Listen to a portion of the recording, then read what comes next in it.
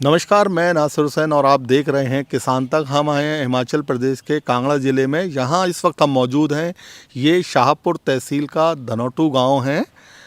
हम धनोटू गांव में इस वक्त पीपल फार्म पर मौजूद हैं। इस पीपल फार्म को अमेरिका से लौटे रॉबिन सिंह ने तैयार किया, बनाया है।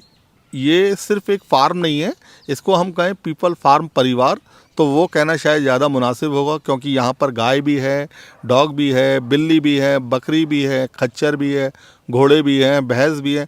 यहाँ हर उस जानवर के लिए जगह है जो कुछ वक्त पहले तक सड़क पर दर्द से करा रहा था। फिर वो दर्द उसे किसी रोड एक्सीडेंट में मिला या किसी बीमारी से।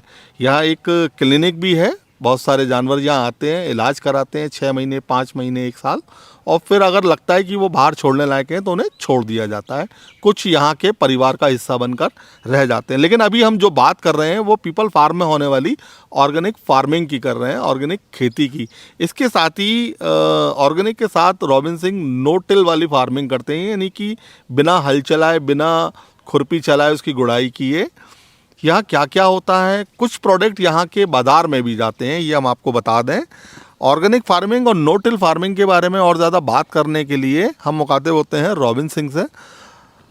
रॉबिन सर, यहाँ किस तरह की खेती हो रही है, उसका मकसद क्या है, और ऐसे कौन से प्रोडक्ट हैं जो यहाँ से आप बाज़ार में भी बेच लेते हैं? देखिए, ऑर्गेनिक तो सभी समझते हैं भी जिसमें केमिकल का प्रयोग ना किया जाए, भी जो हमने खाना है उसमें जहर क्यों ही डालना। मेरा मेन कंसर्न था कि जो सॉइल हेल्थ है, कि आप देखिए हमारी जो मिट्टी है ना, उसको सिर्फ हम एक इस तरह सबस्ट्रेट के तरह यूज़ करें कि भाई वो सिर्फ जड़ को पकड़ ले, उसके बाद हमने ऊपर से न्यूट्रिएंट डाल दिया, हमारा टमाटर हो गया तैयार। वो दिखने में तो टमाटर है, अंदर से खोखला है। तो सॉइल हेल्थ हमारी क्यों ख़राब है? क्योंकि है क्या, जब हमने खेती करनी शुरू करी तब तो हमने जंगल काटे।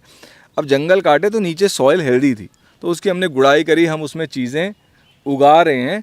तो सॉइल में ना एक न्यूट्रिएंट्स का बैंक था जो मतलब दसियों हज़ारों लाखों सालों से जमा था। अब वो हम उसमें से निकालते गए, हमने बैंक में डाला कुछ नहीं तो वो ख़त्म हो गया। फिर हम दूसरी जगह चले गए। अब हमने जब एक जगह टिक के खेती करनी शुरू करी तब हम फंस गए, क्योंकि सॉइल में न्यूट्रिएंट ख़त्म हो गए। तो अब क्या करें? फिर आया भाई आपका गोबर डाल दो, चलो वो भी चल जाता था। जब हम एक छोटी सी मतलब 90% जनता जो है खेती करी थी, सबके साथ अपना 2-1 गाय बैल हैं, अपना खेत चला रहे हैं। अब जरा सी जनता पूरे देश के लिए, पूरे विश्व के लिए खाना उगाती है, तो वो गोबर से काम नहीं चलता, तभी उनको यूरिया वगैरह डालना पड़ता है। तो सॉइल हेल्थ इसलिए ख़राब होती है जब हम गुड़ाई करते हैं ना, तो सॉइल का जो अपना इकोसिस्टम होता है, जिसे सॉइल फूड वेब कहते हैं, इसमें फंगस भी है, बैक्टीरिया भी है, कीड़े भी हैं, केचुए भी है, वो ख़त्म हो जाते हैं। और वही लोग हैं जो खरपतवार है, आपका जो भी ऑर्गेनिक मैटर है, उसको डीकम्पोज करते हैं जी। और उससे न्यूट्रिएंट सॉइल में रिलीज़ करते हैं। तो मुझे लगा कि यार हमारे को इस तरह करनी चाहिए खेती कि वो जो फूड वेब है वो डिस्टर्ब ना हो, हम बल्कि और ऑर्गेनिक मैटर डालें ताकि उनको ज़्यादा खाना मिले, वो उसको बायोडिग्रेड करते रहें और सॉइल हेल्दी रहे। मल्च है वो ऑर्गेनिक मैटर। तो हम क्या करते हैं, हम सतह पे चीज़ें लगाते हैं। तो अब मुझे ज़्यादा जो अनुभव रहा है सब्जियों का रहा है, अनाज का इतना मेरा कामयाब नहीं रहे एक्सपेरिमेंट। तो हम क्या करते हैं, जैसे बेड प्रिपेयर किया। अब जैसे हमारा यहाँ पे हमने जॉई लगी थी गाय के लिए, काट दी। अब ये खरपतवार उगाए हैं, ये हम हटा देंगे, हटा दिया। उसके बाद इसमें हमने खाद डाल दी, जो हमारे पास गोबर पड़ा है उसके ऊपर हमने ये डाल दी मल्च। मल्च है आपका, जैसे भाई तूड़ी बच गई हमारे घराड़ से, मतलब गौशाला से जो तूड़ी बच गई या खरपतवार सूखे वो डाल दिए। इससे बड़े फ़ायदे होते हैं कि एक तो जो सॉइल है अपना मॉइस्चर मेंटेन करके रखती है, क्योंकि सनलाइट अब डायरेक्ट हिट नहीं कर रही। फिर ऊपर से चिड़िया ने बीट करी, कोई बीज हवा से आके पड़ा तो वो जमता नहीं है ना। तो ये एक फ़ायदा है। फिर ये जब बायोडिग्रेड होता है तो ये न्यूट्रिएंट ऐड करता है। फिर जब हमने चीज़ें लगानी होती हैं, हम क्या करते हैं, इसे छेद किया और इसमें मटर लगा दिया, मूली का बीज लगा दिया, और इस तरह हमारा काम चला है। एक ये है हमारा फोकस। दूसरा फोकस हमारा ये है कि भाई हम वो चीज़ें लगाएं जो एक बार लगाने पे, मतलब ये जो चीज़ें हैं, जैसे भिंडी लगाई है, ये सीजनल है, हर सीज़न में आपको हर साल लगानी पड़ेगी। हमारे को है वो चीज़ें लगाएं, जैसे पेड़ लगा दिए या घास ऐसी लगा दी, नेपियर ग्रास जिसे हाथी घास कहते हैं, कि एक बार लगा दी वो परमानेंट चली है, उसकी जड़ें ना नीचे तक चली जाती हैं। आने वाले समय में पूरे विश्व में, खासकर भारत में, पानी की कमी होगी, और तब जिन चीज़ों की जड़ें नीचे तक हैं वो ज़्यादा सूखा झेल पाएंगी। फिर जब मैंने ये करना शुरू किया ना भाई खेती का, तो मुझे समझ में आया कि किसान के पास क्यों पैसे की कमी है, क्योंकि अब है क्या कि जब फसल निकलती है, अब आपने जब आलू निकाला, हर किसी ने आलू निकाला है, वो तो कौड़ियों के दाम बिकेगा उस समय मंडी में, और किसान के पास प्रोसेसिंग की इतनी फैसिलिटी तो है नहीं कि भाई आलू के चिप्स बना रहे, आलू के चिप्स बना रहे तो देखो कितने गुना बिकते हैं। तो सिंपल प्रोसेसिंग क्या है जिससे हम फूड में वैल्यू ऐड कर सकते हैं, तो वो प्रोसेसिंग के तरीके मैंने देखे। एक तो है डिहाइड्रेशन, यानी कि बस सुखा लेना, उसके बाद स्प्राउटिंग, जैसे गेहूं कहे, गेहूं को हम अगर लुंगा लेते हैं और फिर सुखा के फिर उसका आटा बनाते हैं, वही आपका आटा 5 गुना बिकता है, उसको मॉल्टेड व्हीट फ्लावर कहते हैं। ये घर में हो सकती है प्रोसेसिंग। तीसरा है भाई आप नींबू मत बेचो, नींबू का अचार बेचो, फर्मेंट करो, हम आज तक करते ही आए हैं फर्मेंटेशन। तो ये तो फूड प्रोसेसिंग हो गई। इसमें डिहाइड्रेशन में सबसे अच्छी बात ये है कि एक तो आपकी जो फसल है आप अपना सारा साल बेच सकते हो। जैसे हम यहाँ से कुछ हर्ब्स निकालते हैं, ऑरेगनो है, रोजमेरी हो गई, मोरिंगा, ये जो सहजन फली है, उसके जो पत्ते हैं उसको हम सुखा लेते हैं, सारा साल बेचो। अब आप फिर जब हम बेचते हैं तो उसमें हमारी जो शिपिंग की कॉस्ट होती है, ट्रांसपोर्टेशन कॉस्ट, वो कम हो जाती है, क्योंकि पानी का वजन स्टोरेज के लिए घट गया। हाँ, तो इसी तरह अदरक उस समय मत बेचो ना जब सारी दुनिया अदरक बेच रही है, सुखा लो, पाउडर बना के बेचो, लहसुन तक का पाउडर बन जाता है। तो ये चीज़ें हैं। फिर थोड़ा मुझे लगता है, ये चीज़ हट के आपने पूछा नहीं पर मैं बोलूँगा कि किसान को थोड़ा सा मार्केटिंग का भी सोचना होगा। भाई किसान का जो बच्चे हैं वो तो पढ़ लिख रहे हैं ना, वो मार्केटिंग में आ सकते हैं। अब आप देखो कि सरसों का बीज है, आप उसको ऐसे ही बाज़ार में खरीदो तो आपको सस्ता मिल जाएगा। उसी को ही, उसी की जाति का जो ब्रोकली है वो भी साथ ही उगती है, उसी के भी इतने सारे बीज हो जाते हैं। उसके बीज को आप माइक्रो ग्रीन्स कह के आप बेचते हैं जब, तो वो कई गुना ज़्यादा कीमत पे बिकते हैं। बल्कि धनिया, ये धनिया लगा ये बीज पे जा रहा है, ठीक है। अब इसी का जो बीज है मैं मसाले के लिए बेचता हूँ तो सस्ता बिकता है। यही मैं जो लोग अपने घरों में, शहरों में धनिया उगाना चाहते हैं उसको बीज के तौर पे बेचता हूँ तो महंगा बिकता है। तो ये सारी चीज़ें किसान को थोड़ी देखनी होंगी।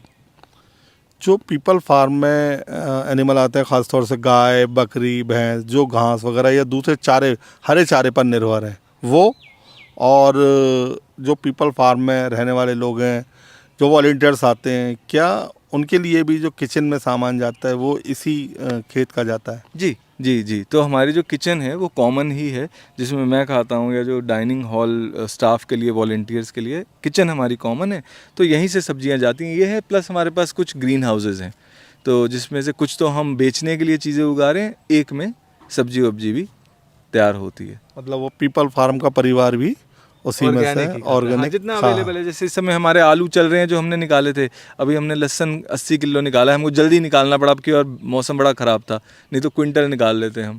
तो अब वो लहसुन है वो चलेगा जितना। तो ये नहीं मतलब पूर्ण खाना ऐसा नहीं है, हम उगा लेते हैं पर काफ़ी सारा यहाँ से आ जाता है। टमाटर अभी अपने चले हैं, मिर्ची चली है, इस तरह। तो ये है रॉबिन सिंह का organic plus no till farming का फार्मूला, जिससे कि आप अपने लिए तो ऑर्गेनिक उगा ही रहे हैं, अपने शरीर के लिए कि हमारे शरीर को कुछ हेल्दी मिलेगा, लेकिन हम भूल जाते हैं कि हमें ज़मीन की, मिट्टी की हेल्थ का भी ध्यान रखना है। तो वो उनका फार्मूला है नो टिल, ना गुड़ाई, ना हल का इस्तेमाल, ना खुरपी का इस्तेमाल। तो इसी तरह की और वीडियो देखने के लिए आप हमारे साथ बने रहें किसान तक पर। सरकार की प्राथमिकता जाति, मत, मजहब, क्षेत्र, भाषा नहीं, गांव है, गरीब है, किसान है, नौजवान है, महिलाएं हैं, समाज का प्रत्येक तबका है। ये उत्तर प्रदेश की योगी आदित्यनाथ की सरकार है, जिसकी प्राथमिकता पर किसान है, और सरकार की कोशिश है किसानों को एक साथ लाना, उन्हें खेतों में सिर्फ अन्न उपजाने वाले किसान से एक कदम आगे ले जाना, किसानों को ही उत्पादक बनाना और एक ऐसी योजना से जोड़ना जिसका नाम है कृषक उत्पादन संगठन, यानी FPO। यूपी सरकार ने 29 सितंबर 2020 को FPO नीति लागू की, जिसमें हर ब्लॉक में एक FPO बनाने का प्रावधान किया गया। Cold storage, warehouse, processing unit को प्रोत्साहित किया गया। परिणाम ये है कि अब तक प्रदेश में 1200 से ज्यादा FPO तैयार हो चुके हैं। सही मायने में अगर आप एक FPO के बारे में समझें तो वो एक बहुत अच्छा तरीका है कि किसान को अपने ही उत्पाद को विभिन्न लोगों तक पहुंचाना। ये उसका एक सबसे बड़ा मूल सिद्धांत है, जो कि अभी तक आड़तिए या और बिचौलिए कर रहे थे। तो शायद अब वो एफपीओज मेन स्ट्रीम में आके उस भूमिका को भी निभाएंगे और किसानों को डायरेक्टली उसका फायदा मिलेगा। कृषक उत्पादन संगठन कुछ और नहीं बल्कि किसानों का ही स्वयं सहायता समूह है, जिसमें 10 किसान मिलकर एक कंपनी बनाते हैं। कंपनी के साथ किसानों को जोड़ते हैं। एक एफपीओ को मैदानी इलाकों में 300 और पर्वतीय इलाकों में 100 से ज्यादा सदस्य बनाने होते हैं और 3 साल तक प्रदेश सरकार एफपीओ की मदद करती है। शर्तें पूरी करने पर 15 लाख रुपए तक का अनुदान देती है। सरकार ने सोचा कि यहाँ क्यों ना एक एफपीओ बनाए। उद्यान विभाग के सहयोग से यहाँ पे एक एफपीओ का गठन किया गया और एफपीओ के माध्यम से जब किसान जुड़े और उन्होंने खेती तुलसी की तो यहाँ पे बहुत सारी कंपनियाँ जो माल लेने आई। इसके पहले ये था कि किसान करते तो थे और मार्केट की बड़ी प्रॉब्लम थी। जब सामूहिक रूप से खेती शुरू हुई, विभाग का सहयोग रहा, उद्यान विभाग का सपोर्ट रहा और किसान यहाँ पे तुलसी की खेती बहुत आयात में करना शुरू कर दी। आपको बता दें कि जो एफपीओ है, इसमें हमारे एफपीओ में करीब 1070 किसान जुड़ चुके हैं और ये 1070 किसान हैं, ये बुंदेलखंड का जो एरिया है इसमें सबसे बड़ा ग्रुप है और तुलसी की जो खेती है वो लगभग 3000 एकड़ में कर रहे हैं।